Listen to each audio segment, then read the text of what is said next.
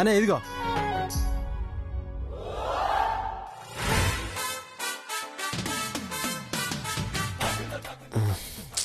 ఇది కాదు తమ్ముడు.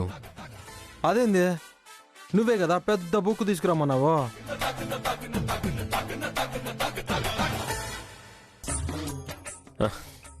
చెప్పడం నాదే తప్పు కదండి. చదువు రాదన్న విషయం నేను మర్చిపోయాను. ఇంకోసారి ఏం జరిగిందంటే,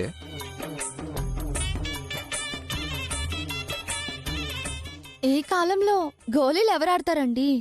వాడు పెరిగిన వాతావరణం, వాడికి వచ్చిన ఆటలు అలాంటివి. అమాయకత్వం, చిన్నతనం. ఈ పాటికి వాడి పరిస్థితి ఏంటో మీకు అర్థమయ్యే ఉంటుంది. మీ తమ్ముడు అంటున్నారు, పెరిగిన వాతావరణం అంటున్నారు. మీతో పాటే కలిసి పెరగలేదా? లేదండి. పెద్దవాళ్ళు జాతక దోషం అని 14 ఏళ్లు దూరంగా అజ్ఞాతంలో పెంచారు. ఇది ఉంటే నీకు తోడుగా నేనున్నట్టే.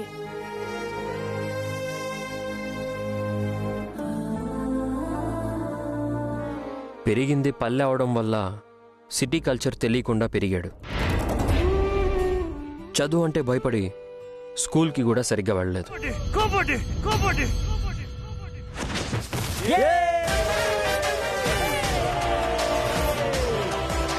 ఈ మధ్య వచ్చాడు. వచ్చాక చైర్మన్ని చేయాలని ఆ సీట్లో కూర్చోబెడితే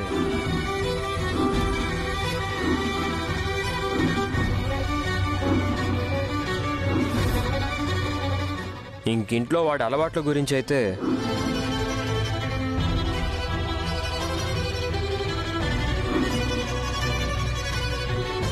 తెలివిగలవారు. మీకిప్పుడు వాడి ప్రవర్తన పూర్తిగా అర్థమయ్యే ఉంటుంది. ఇప్పుడు మీరు వాడిని చైర్మన్ స్టేటస్కి తగ్గట్టు తయారు చేయాలి. కష్టమైన టాస్కే, కాకపోతే మీ ఇంటెలిజెన్స్తో మార్చగలరు. నాకు నమ్మకం కలిగే మిమ్మల్ని సెలెక్ట్ చేశాను. టీచర్గా మీరు వాడిని బెస్ట్ స్టూడెంట్గా మార్చాలి. ఏమంటారు? మీ నమ్మకాన్ని నిలబెట్టే ప్రయత్నం చేస్తాను. ప్రయత్నం కాదు, పర్ఫెక్ట్గా ట్రై చేయాలి. చేస్తారు కూడా. అలాగేనండి. తమ్ముడి గురించి ఇంతలా ఆలోచిస్తున్నారంటే 100% మంచి మనిషి. ప్రేమించిన మనిషిని తప్పకుండా ఆదరిస్తారు. తాళి కట్టిన భార్యని గొప్పగా ప్రేమించి తీరుతాడు. ఏంటండి ఆలోచిస్తున్నారు? శాలరీ గురించా? అదేం లేదండి. మీ ఎక్స్పెక్టేషన్కి మించి అరేంజ్ చేస్తాను. ఓకే.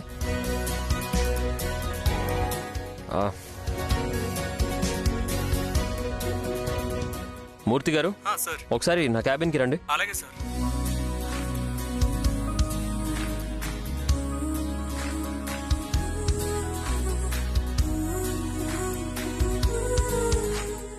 సార్. మూర్తి గారు. సార్. తను వైష్ణవి. నమస్తే మేడం. మా తమ్ముడికి ట్రైనర్గా అపాయింట్ చేశాను. ఇవి తన డీటెయిల్స్. అపాయింట్మెంట్ ఆర్డర్ టైప్ చేయించి తీసుకురండి. అలాగే సార్.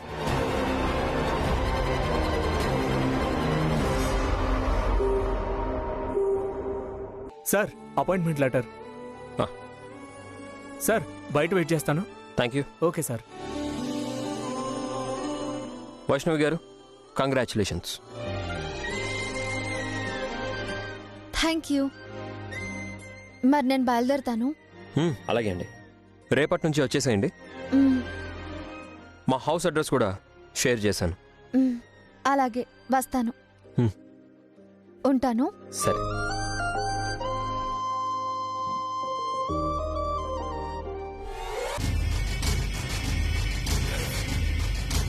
తారక్ పేరు మీద రిజిస్ట్రేషన్ ఏంటి? నేను బతికుండగా విడివిడిగా ఆస్తులు కొనడం కుదరదు. వీడు వాణ్ణి మారుస్తాట, వాడు చైర్మన్ అవుతాట. అది జరగని పని. మేడం, తారక్ బాబు ఒక అమ్మాయిని శేఖర్ గారికి ట్రైనర్ గా అపాయింట్ చేశారు మేడం. ఎవరా అమ్మాయి? పేరు వైష్ణవి అంట. ఇందాక మన రిసార్ట్ లో ఒక బాబు మిస్ అయితే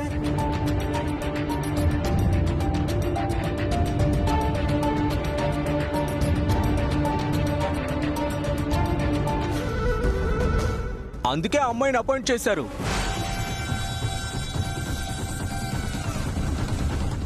అంత తెలివిగా ప్రవర్తించిందా?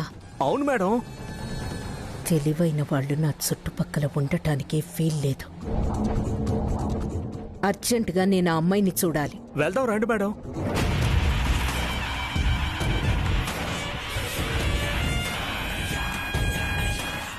మ్యామ్, అర్జెంట్ కన్సైన్మెంట్ ని సైన్ కావాలి.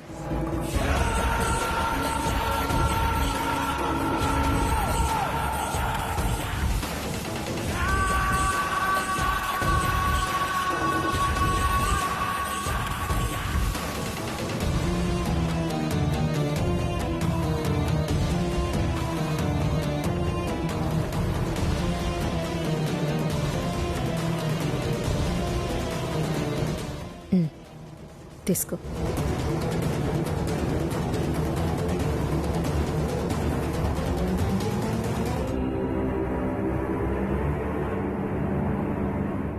రా మామ్.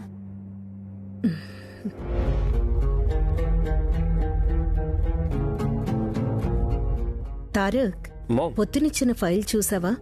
ఆ పని మీదే ఉన్నాను మామ్. లంచ్ టైం అయింది, రా, తర్వాత చూడొచ్చు.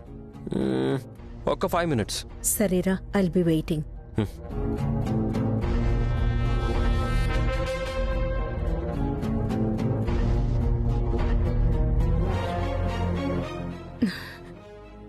వెళ్ళిపోయినట్టుంది. అయినా కనపడకుండా కలవకుండా ఎక్కడికి పోతుంది?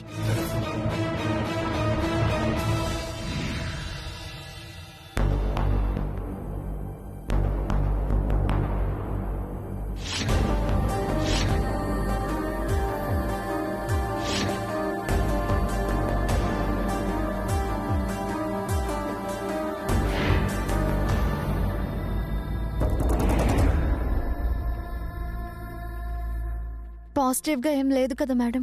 నిరాశపడద్దు వైష్ణవి. ఆశ ఉంటే కదా నిరాశ పడటానికి. అలా అనకు. ఫైనల్గా మరో 2 టెస్టులున్నాయి కదా, అవి చేస్తే. ఆల్రెడీ దేవుడు టెస్టిమోనియల్ ఇచ్చేశాడు మేడం. ఏ టెస్ట్లు దాన్ని మార్చలేవు. అది కాదు వైష్ణవి, సైన్స్ డెవలప్మెంట్స్ గురించి నీకు తెలుసు కదా. నా మాట విని పరీక్షలు చేయిస్తే. పరికరాలు పెరిగాయి, పరీక్షలు పెరిగాయి, ఫీజులు పెరిగాయి. నిజమే, కానీ ఏ పరీక్ష తలరాతను మార్చలేవు మేడం. వస్తాను. ట్రై చేస్తే తప్పులేదు కదా వైష్ణవి. చూద్దాం మేడం. చూద్దాం కాదమ్మా, మళ్ళీ ఒకసారి ట్రై చేద్దాం.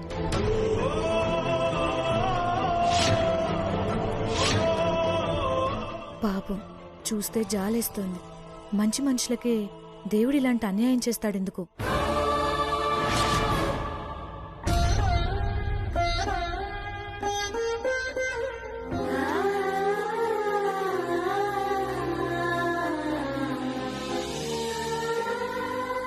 వైష్ణవి ఇంకా రాలేదేం జానకి? ఇక్కడున్న దాన్ని నేనేం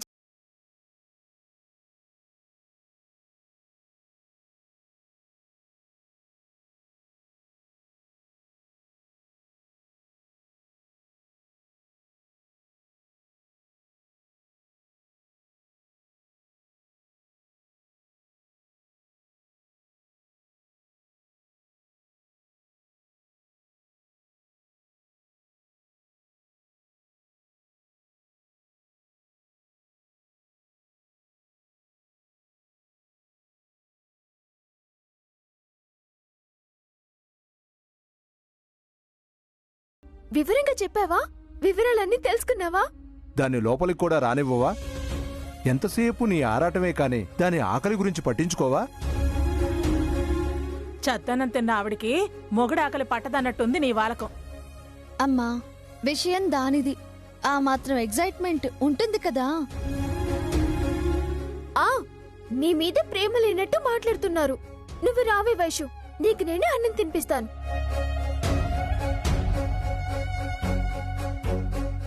కూర్చో, నేను వాటర్ తీసుకొస్తాను.